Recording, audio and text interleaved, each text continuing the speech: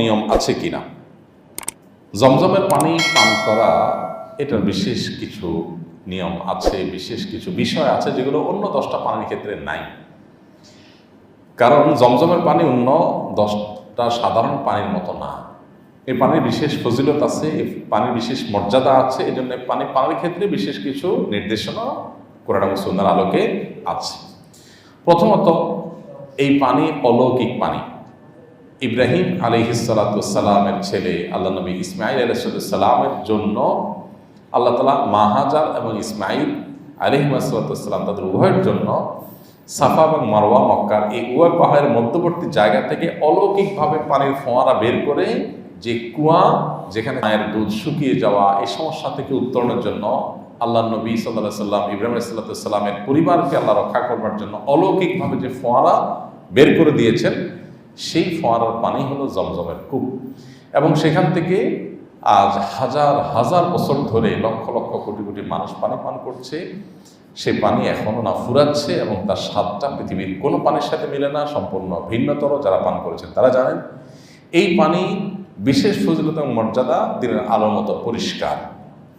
এই পানি সম্পর্কে নবী করিম সাল্লাল্লাহু আলাইহি সাল্লামের একটা হাদিস রয়েছে। তিনি বলেছেন, মা ও জমজমা তুআমু তুআমিন ওয়া শিফা ও সাকুমিন।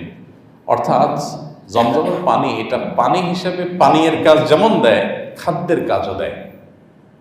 অর্থাৎ এটা পান করলে তৃষ্ণা যেরকম নিবারণ হয়, কিছুটা খাদ্য এর কাজ দেয়, ক্ষুধাও নিবারণ হয়। এখন আপনি বলতে পারেন তাহলে তো সব বাদ দিয়ে জমজম পানি খাওয়া উচিত। জমজমের পানি ওইটার কাজ দেয় মানে এই না যে আপনার অন্যান্য খাদ্য শরীরের জন্য প্রয়োজন নাই, এই কথা বলা হয়েছে। তার মানে ক্ষুধা নিবারণের কাজ বা ভূমিকা এই পানিতে আছে। যার কারণে যারা মক্কাতে যান, মদিনায় যান, তারা জানেন সারাদিন রোজা রেখেও যদি 1-2টা খেজুর খান আর 2-4-5-7 গ্লাস জমজম পানি খান, প্রায় একবেলা খাওয়ার মতোই এনার্জি শরীরের মধ্যে চলে আসে। যাই হোক, এটাই নানা গবেষণাও আছে। আর জমজমের পানি সম্পর্কে নবী সাল্লাল্লাহু আলাইহি ওয়াসাল্লাম হাদিসের পরের অংশ হলো, এটা অসুস্থ এবং দুরারোগ্য ব্যাধিতে বা যে কোনো রোগে আক্রান্ত মানুষের জন্য শেফা আল্লাহ তাআলা পানিতে রেখেছেন, আরোগ্য লাভের উপাদান রেখেছেন। এই জন্য নবী করিম সাল্লাল্লাহু আলাইহি ওয়াসাল্লাম আমাদেরকে ঔষধ গ্রহণ করতে বলেছেন। তাদাওয়াও, তিনি বলেছেন অসুস্থ হলে তোমরা ঔষধ গ্রহণ করো।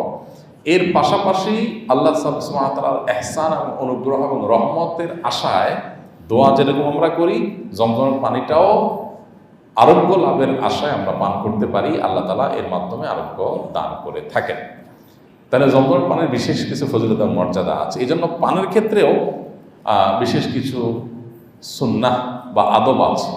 এর ভিতরে একটা হলো যে নবী করিম সাল্লাল্লাহু আলাইহি ওয়াসাল্লামের একটা হাদিস রয়েছে যে মা ও জমজমা লিমা শুরিবালা, জমজমের পানি যে উদ্দেশ্যে পান করা হয় সেই উদ্দেশ্য এটা চেয়ে তারপরে সে আশায় পানি পান করা, যে আল্লাহ এই পানির মাধ্যমে তুমি আমাকে এই জিনিসটা দাও, যে পানি পান করছি এই টাইমে একটা দোয়া কবুল হয়, এই দোয়া আল্লাহ তাআলার কাছে পেশ করে মনে মনে, তারপরে মনে হোক মুখে হোক এ দোয়া পেশ করে তারপর আমরা এই পানি পান করবো। এটা একটা আদব। আব্দুল্লাহ ইবনে আব্বাস রাদিয়াল্লাহু তাআলা আনহুর একটি দোয়া আছে বর্ণিত, তিনি জমজম পানি পান করার সময় পড়তেন, আল্লাহুম্মা ইন্নী আসআলুকা ইলমান নাফিআ ওয়া রিজকান ওয়াসিআ ওয়া শিফাআন মিন কুল্লি দা। আল্লাহ, তোমার কাছে আমি এই জমজম পানি পান করছি, এর মাধ্যমে উপকারী ইলম চাই, যে জ্ঞান আমাকে উপকার দিবে, আমার কল্যাণ বয়ে আনবে, যে জ্ঞানের আমি আমল করবো, অন্যের উপকার সাধন করতে পারবো, এবং প্রশস্ত রিজিক, যে রিজিকের মধ্যে কোনো সংকীর্ণতা অভাব থাকবে না, সেরকম রিজিক চাই। ওয়াশিফাআন মিন কুল্লি দা, এবং যত রোগ হতে পারে সকল রোগ থেকে তোমার কাছে আমি আরোগ্য চাই। এই নিয়ত করে সে আশা করে তারপরে পানি পান করলে এটি সাহাবীর একটি সুন্নতের উপর আমল হবে। তাহলে জমজম পানি পান করা বিশেষ কোনো নেক নিয়ত নিয়ে পান করা যেতে পারে, দুরারোগ্য ব্যাধি থেকে মুক্তি, অন্যান্য কল্যাণ কামনা করে তারপরে পান করা যেতে পারে। এই বিষয়টি জমজমের পানির জন্য স্পেশাল, এটা এই পানির স্পেশালিটি, এই পানিটাতে পান করা যেতে পারে, আমরা করতে পারি। এতে ইনশাআল্লাহ সুন্নাহর উপর আমল হবে। তবে অনেকে মনে করেন জমজমের পানি দাঁড়ায়া পান করতে হয়। দাঁড়ায় পান করতে হয় এমন কোনো কথা নেই। তবে নবী করিম সাল্লাল্লাহু আলাইহি ওয়াসাল্লাম জমজম পানি দাঁড়িয়ে একবার পান করেছেন বলে হাদিস থেকে পাওয়া যায়। আবার অন্য হাদিসে আছে তিনি দাঁড়িয়ে এবং বসে দুই অবস্থাতেই জমজম পানি পান করেছেন। তো দাঁড়িয়ে যে পান করেছেন জমজম পানি, সেটা সম্পর্কে বেশিরভাগ মুহাদ্দিসদের বিশ্লেষণ হলো এটি বিশেষ পরিস্থিতির কারণে প্রয়োজনে তিনি করেছেন, অথবা দাঁড়িয়ে প্রয়োজনে পানি পান করলে সেটা হারাম হবে না, এটা বোঝানোর জন্য তিনি করেছেন। কোনো কোনো ক্ষেত্রে নবী সাল্লাল্লাহু আলাইহি ওয়াসাল্লাম এরকম জায়েজ বোঝানোর জন্য কোনো আমল করে থাকেন, এটা সেরকম একটি।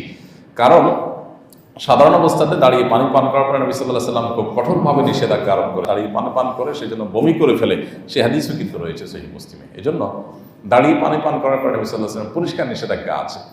পানি পান করতে হবে বসে, আমাদের স্বাস্থ্যের জন্য এটা উপযোগী না।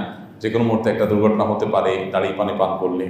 বসে শান্তশিষ্টভাবে স্বাভাবিকভাবে পানি পান করার পরে হাদিসে নির্দিষ্ট রয়েছে। এই জন্য জমজমের ক্ষেত্রে তার ব্যতিক্রম না। তবে যেহেতু নবী সাল্লাল্লাহু আলাইহি ওয়াসাল্লাম জমজম দাঁড়িয়ে পান করেছেন বলে প্রমাণিত হয়েছে এবং মুহাদ্দিসরা বলেছেন এটা বিশেষ কারণে, অতএব বিশেষ কোনো প্রয়োজন হলে দাঁড়িয়ে পান করা জায়েজ আছে, কিন্তু সাধারণ অবস্থাতে বসে পান করাটাই হলো পানি পানের আদব। তাছাড়া নবী করিম সাল্লাল্লাহু আলাইহি ওয়াসাল্লাম বা সাহাবা ইকরাম কেউ বসা অবস্থায় জমজমের পানি কেউ দিছে আর তিনি সেই গ্লাস নিয়ে দাঁড়ায় গেছেন পান করার জন্য, এরকমটি কোথাও পাওয়া যায় না। অতএব জমজম পানি পান করার জন্য দাঁড়ায় যেতে হবে, দাঁড়ায় পান করতে হবে, এটা সঠিক কথা না। আমাদের দেশে অনেককে জমজম পানি দিলে তিনি ওই গ্লাস নিয়ে বসা অবস্থায় থাকলে সেখান থেকে দাঁড়ায় যান, দাঁড়ায় গিয়ে পান করেন, তো এটা কোনো প্রয়োজন নেই।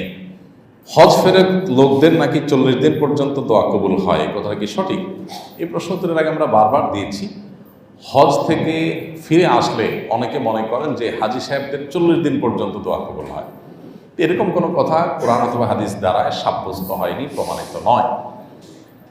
তবে এটা ঠিক যে হাজি সাহেবরা হজ করে আসার পর তাদের অভ্যর্থনা জানানো, তাদের সাথে দেখা করতে যাওয়া, তাদের কাছে দোয়া চাওয়া, এগুলো সালাফ এবং পূর্বসূরীদের দ্বারা প্রমাণিত।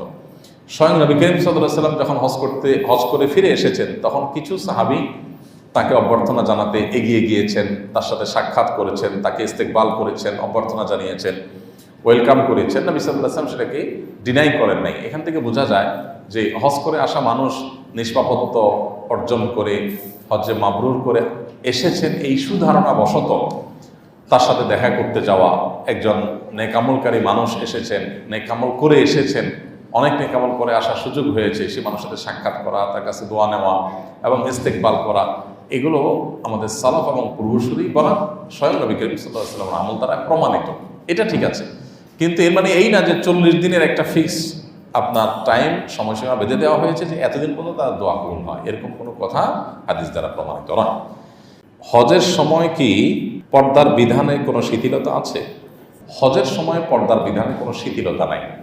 আমাদের অনেক মা বোনরা হজ করতে যান কিন্তু পর্দা করেন না, অনেক পুরুষরা আছেন হজ করতে যান চোখের পর্দা করেন না, তাদের হজ নষ্ট হয়, হজের থেকে সওয়াবের চাইতে গুনাহ তাদের বেশি হবে। তো এই জন্য মা বোনরা যারা হজ করতে যাবেন তারা আগে ভাগে পর্দা পুশিদা করার প্ল্যান করে যাবেন। আপনার পর্দাহীনতা অনেক পুরুষের আমল নষ্ট করবে, তাদের হজকে নষ্ট করবে, যেন আপনি দায়ী থাকবেন। এই জন্য আল্লাহর ওয়াস্তে হজ করতে যাওয়ার আগে পর্দার বিধান গুরুত্বটা বুঝে যাবেন। আপনি সেখানে গেলে বিভিন্ন দেশে মেয়েদেরকে দেখবেন তারা পর্দা করছে না সঠিকভাবে, এটা দেখে আপনি প্রতারিত হওয়ার কোনো কারণ নেই বা এটা বিভ্রান্তিতে পড়ার কোনো কারণ নেই, কারণ তারা ভুল করছে। কারণ ভুলটা আপনার জন্য রেফারেন্স হতে পারে না, আপনি কারো ভুলকে অনুসরণ করতে পারেন না। যদি মেজরিটি মানুষ ভুল করে তারপরও আপনি সেটা অনুসরণ করতে পারেন না। আল্লাহ বলেছেন ওয়ালা তুতি আকসার মান ফিল আরদি ইউদিল্লুকা আন সাবিলিল্লাহ, পৃথিবীতে বেশিরভাগ লোক কি করে এটা দেখে যদি তুমি চলতে যাও তাহলে তারা তোমাকে সঠিক পথ থেকে সরাই দেবে। এই জন্য হজের জন্য পর্দার বিধানে কোনো শিথিলতা নাই, বরং হজের জন্য একই বিধান প্রযোজ্য যেটা অন্য সময় প্রযোজ্য। আমাদের আয়েশা রাদিয়াল্লাহু তাআলা আনহার হাদিস আমরা জানি যে তিনি বলেছেন নবী করিম সাল্লাল্লাহু আলাইহি ওয়াসাল্লামের সাথে তিনি যখন হজ করেছেন তখন তারা মুখ সাধারণত এহরামরত অবস্থা মুখ খোলা রাখতে হয় নারী পুরুষ সকলের, কিন্তু তিনি বলেছেন যখনই কোনো গায়রে মাহরাম পুরুষ এর সামনে যাওয়ার মতো পরিস্থিতি তৈরি হয়েছে বা রাস্তাঘাটে গেছি অন্য পুরুষদের চোখে পড়ার মতো পরিস্থিতি হয়েছে, সাথে সাথে আমরা মাথার কাপড় টেনে দিয়েছি, তার মানে মুখমণ্ডলকে আবৃত করার চেষ্টা করেছেন, পর্দার মধ্যে আনার চেষ্টা করেছেন। এখান থেকে বোঝা যায় যে মুখমণ্ডল পর্দার আওতাভুক্ত, তা নাহলে তিনি কেন পরপুরুষকে দেখে মাথার কাপড় মুখে টেনে দিয়েছেন। এই জন্য মা বোনদের আজকাল যে লক্ষ লক্ষ মানুষ হজ করে, এখানে রুমের বাইরে যখনই আপনি যাবেন রাস্তাঘাটে বা হজের বিভিন্ন কাজ করতে, তখন অবশ্যই আপনার মুখের যে সৌন্দর্য সেটাকে আপনাকে আবৃত করার চেষ্টা করতে হবে।